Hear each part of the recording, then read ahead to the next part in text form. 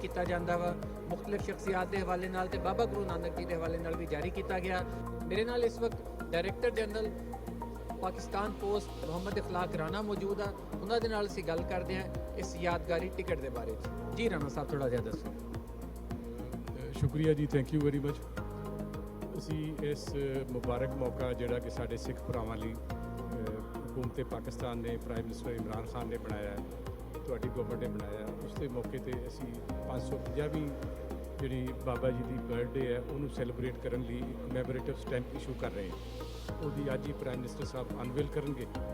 ਫਿਰ ਅਸੀਂ ਚਾਹ ਰਹੇ ਹਾਂ ਕਿ ਜਿੱਥੇ ਜਿੱਥੇ ਸਾਡੇ ਸਿੱਖ ਭਰਾ, ਸਿੱਖ ਕਮਿਊਨਿਟੀ ਜਿਨ੍ਹਾਂ ਕੰਟਰੀਜ਼ ਵਿੱਚ ਜ਼ਿਆਦਾ ਮੌਜੂਦ ਨੇ, ਖਾਸ ਤੌਰ ਤੇ ਕੈਨੇਡਾ, UK, USA, ਹੋਰ ਕੰਟਰੀ ਜਿੱਥੇ ਅੱਛੀ ਸਟਰੈਂਥ ਹੈ ਸਿੱਖ ਕਮਿਊਨਿਟੀ ਦੀ, ਅਸੀਂ ਉਹਨਾਂ ਜਗ੍ਹਾ 'ਤੇ ਪਹੁੰਚਾਵਾਂਗੇ ਥਰੂ ਆਪਣੀ ਐਮਬੈਸੀਜ਼, ਤਾਂ ਕਿ ਉਹ ਇੱਕ ਮੈਮੋਰੇਟਿਵ ਸਟੈਂਪ, ਕਿਉਂਕਿ ਸਿਰਫ ਸਟੈਂਪ ਹੀ ਕੋ ਨਹੀਂ, ਇਹਦੇ 'ਚ ਅਸੀਂ ਪੋਸਟ ਕਾਰਡ ਵੀ ਬਣਾਏ ਨੇ ਮੁਖਤਲਿਫ, ਜਿਹਦੇ 'ਚ ਬਾਬਾ ਗੁਰੂ ਨਾਨਕ ਉੱਥੋਂ ਦਾ ਵੀ ਹੈ ਜੀ, ਇੱਥੋਂ ਦਾ ਵੀ ਹੈ, ਗੁਰਦੁਆਰਾ ਪੰਜਾ ਸਾਹਿਬ ਵੀ ਹੈ, ਉਹ ਅਸੀਂ ਕਰ ਰਹੇ ਹਾਂ।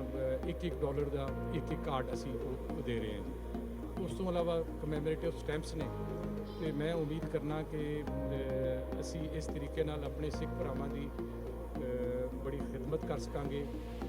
ਔਰ ਇੱਥੇ ਮੈਂ ਆਇਆ ਅਤੇ ਮੈਨੂੰ ਬਹੁਤ ਸਾਰੇ ਲੋਕ ਮਿਲੇ ਨੇ ਜਿਹੜੇ ਉੱਧਰੋਂ ਆਏ ਨੇ, ਉਹ ਇਤਨੀਆਂ ਦੁਆਵਾਂ ਦੇ ਰਹੇ ਨੇ ਕਿ ਦਿਲ ਬੜਾ ਖੁਸ਼ ਹੁੰਦਾ ਹੈ ਉਹਨਾਂ ਦੀ ਦੁਆਵਾਂ ਸੁਣ ਕੇ, ਕਿ ਸਾਡੇ ਪ੍ਰਾਈਮ ਮਿਨਿਸਟਰ ਨੇ, ਸਿੱਧੂ ਸਾਹਿਬ ਨੇ ਮਿਲ ਕੇ ਕਿ ਸਾਡੇ ਸਿੱਖ ਭਰਾਵਾਂ ਲਈ ਐਸਾ ਕੰਮ ਕਰ ਦਿੱਤਾ ਜਿਹੜੇ ਇਹ 72 ਸਾਲ ਤੋਂ ਤਰਸਰੇਸਨ ਕਰਨਾ ਚਾਹ ਰਹੇ ਸੀ। ਤੇ ਉਹਦੀ ਯਾਦਗਾਰ ਵਾਸਤੇ ਅਸੀਂ ਇਹ ਟਿਕਟ ਇਸ਼ੂ ਕਰ ਦਿੱਤੀ, ਅਤੇ ਇਹ ਵੀ ਤੁਹਾਨੂੰ ਇਨਸ਼ਾਅੱਲਾ ਯਾਦ ਰਹੇਗੀ। ਇਹਦੇ ਵਾਸਤੇ ਅਸੀਂ ਐਲਬਮ ਵੀ ਬਣਵਾਏ ਨੇ, ਹੋਰ ਵੀ ਮੁਖਤਲਿਫ ਚੀਜ਼ਾਂ ਨੇ ਜਿਹੜੇ ਸਾਡੇ ਭਰਾ ਪਾਕਿਸਤਾਨ ਤੋਂ, ਇਸ ਜਗ੍ਹਾ ਤੋਂ ਜਾਂ ਡਿਫਰੈਂਟ ਕੰਟਰੀਜ਼ ਤੋਂ ਲੈ ਸਕਦੇ ਨੇ।